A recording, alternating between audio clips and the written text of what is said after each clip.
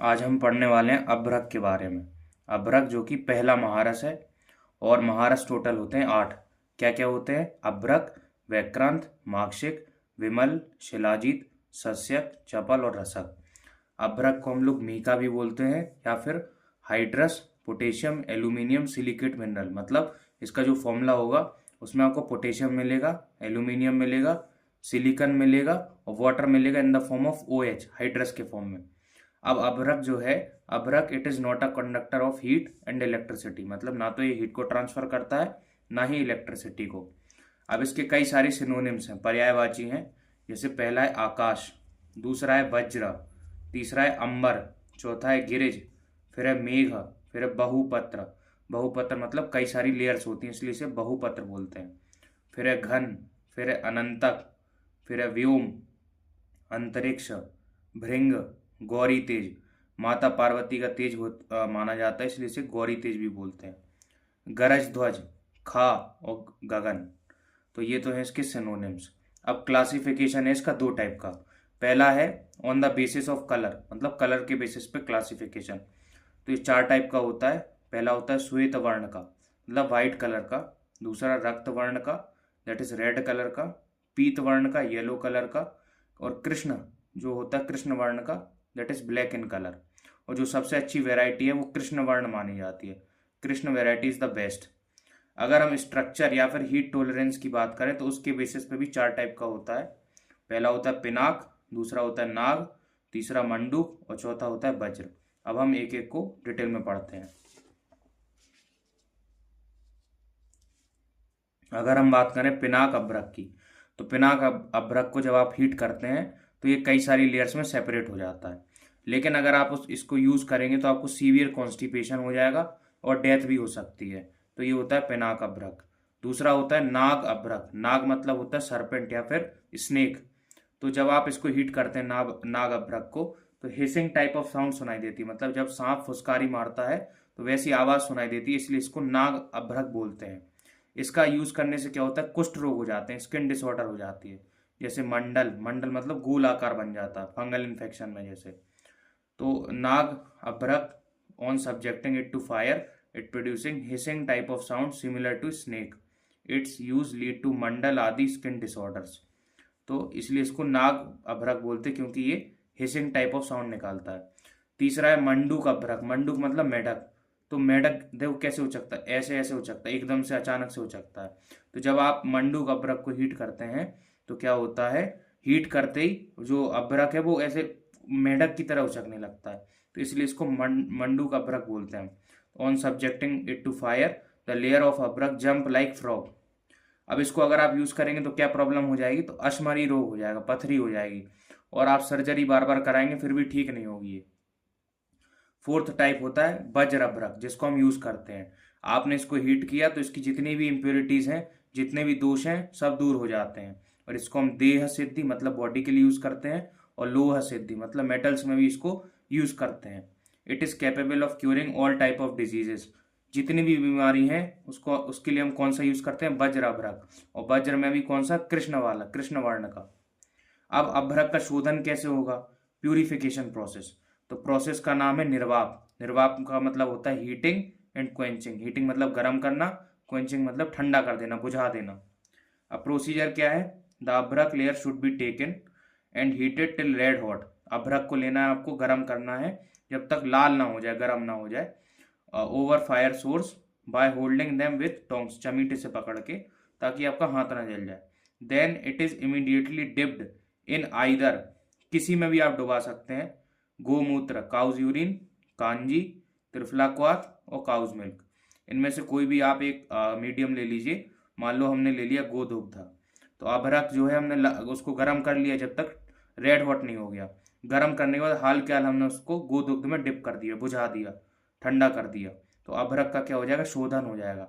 लेकिन इसी प्रोसीजर को हमें कितनी बार करना है, 7 बार करना है, 7 टाइम्स रिपीट करना है। अगर हम गोदुग्ध में करेंगे तो शोधन सबसे अच्छा माना जाएगा। और ये जो रेफरेंस है ये है रस रत्न समुच्चय का, चैप्टर 2 श्लोक नंबर 16 का। अब अभ्रक का शोधन हो गया तो उसके बाद होता है धान्य अभ्रक निर्माण। धान्य अभ्रक निर्माण का मतलब क्या है, मतलब धान्य की मदद से, मतलब सीरियल्स की मदद से अनाज की मदद से या गेहूं की मदद से हम क्या करते हैं, अभ्रक के साइज को छोटा करते हैं। तो धान्य अभ्रक निर्माण विधि। आफ्टर द प्रोसीजर ऑफ शोधन द अभ्रक बिकम सॉफ्ट एंड ब्रिटल, मतलब जो अभ्रक होता है सॉफ्ट हो जाता है, और ब्रिटल मतलब टूटने लगता है। विच इज नीडेड फॉर धान्य अभ्रक निर्माण, तो धान्य अभ्रक निर्माण के लिए इसको हम यूज करते हैं। अब कैसे करेंगे, तो हमें जरूरत क्या क्या है, शुद्ध अभ्रक लेंगे हम 1 पार्ट, ठीक है, मान लो हमने 10 ग्राम लिया, तो शाली धान्य लेंगे उसका 1/4 मतलब 2.5 ग्राम ले लेंगे। और मीडिया क्या यूज करेंगे, या तो वाटर या फिर कांजी। अब प्रोसीजर क्या है, the powdered rough pieces of the abhrak is further powdered into small pieces as far as possible, मतलब हमें अभ्रक लेना है और उसको कूट लेना है, और जितना छोटा हो पाए उतना छोटा कर देना है। Then the abhrak is taken in a jute bag, jute मतलब बोरा, तो बोरे में आपको लेना है विच कंटेन्स, जिसमें पहले से क्या हो, 1/4 quantity of whole rice grain, मतलब साबुत वो चावल का दाना, अलोंग विथ हस्क मतलब छिलके के साथ हो, and tied into a bolus form पोटली, बोलस फॉर्म पोटली मतलब क्या है, मतलब आपको जो चावल लेना है वो छिलके के साथ लेना है, और उसको मिक्स कर देना है अभ्रक के साथ, और एक गोला बना लेना है, और उसको इस बोरे की पोटली में बंद कर देना है। फिर आपको क्या करना है, this bolus is dipped into a vessel containing kanji and kept for 3 days, हमें एक बर्तन लेना है, उसमें कांजी डालना है, और 3 दिनों तक इस पोटली को उसमें डुबा के रखना है, डिप करके रखना है। आफ्टर 3 days 3 दिन बाद क्या करना है आपको, the jute bag is rubbed vigorously और ट्राइचुरेटेड, उसको निकालना है और उसका मर्दन करना है, अच्छे से घिसना है। फिर उसके बाद घिसने के बाद क्या करना है, again the bolus is dipped in kanji, फिर से कांजी में वापस डालना है।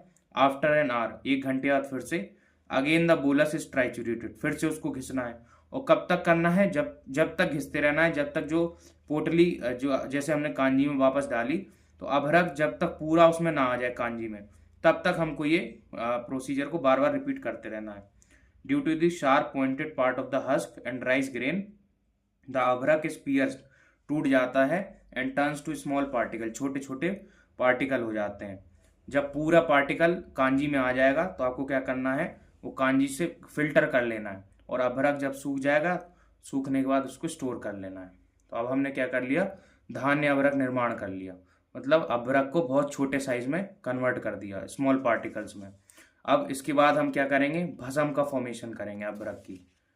तो अभ्रक भस्म फॉर्मेशन, भस्म मतलब एस। तो प्रोसेस क्या है, मारण, मारण का मतलब होता है मारना, कोई चीज मर जाती है तो दोबारा ओरिजिनल फॉर्म में नहीं आती है। तो प्रोसीजर क्या है, धान्य अभ्रक is taken in a motor and पेसल, मतलब हमें खल्व यंत्र लेना है, उसमें धान्य अभ्रक लेना है।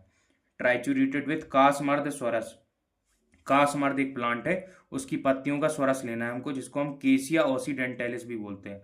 तो कासमर्द, कास मतलब होता है कफ, मर्द मतलब उसको खत्म करने वाला, तो ऐसा प्लांट जो कास को खत्म करता हो, तो वो जो प्लांट का नाम है कासमर्द है, तो उसके पत्तियों का स्वरस निकालना है, और भावना देनी है हमें धान्य अभ्रक को, मतलब ट्राइचुरेट करना है, घिसना है खल्व यंत्र में with the help of kasamarda swarasa.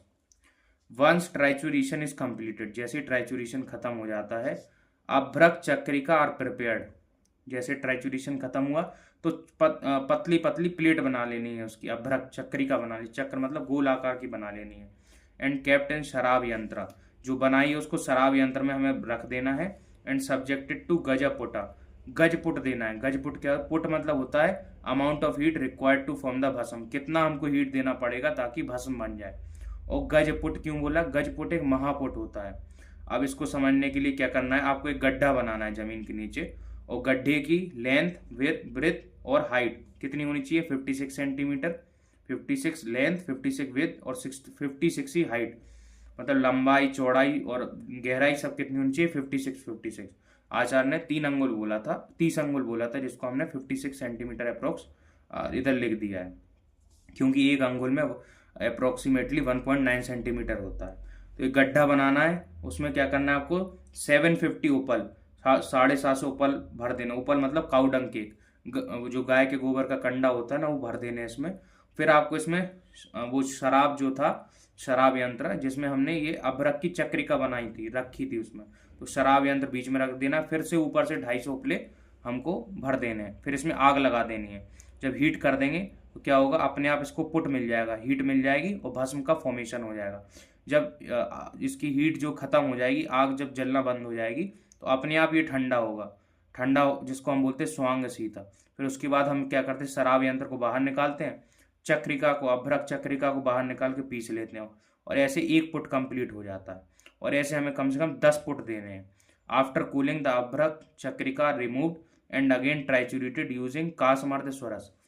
ठीक है, फिर से ट्राइचुरेट करना है। The entire procedure is repeated for 10 time, 10 बार कम से कम करना है।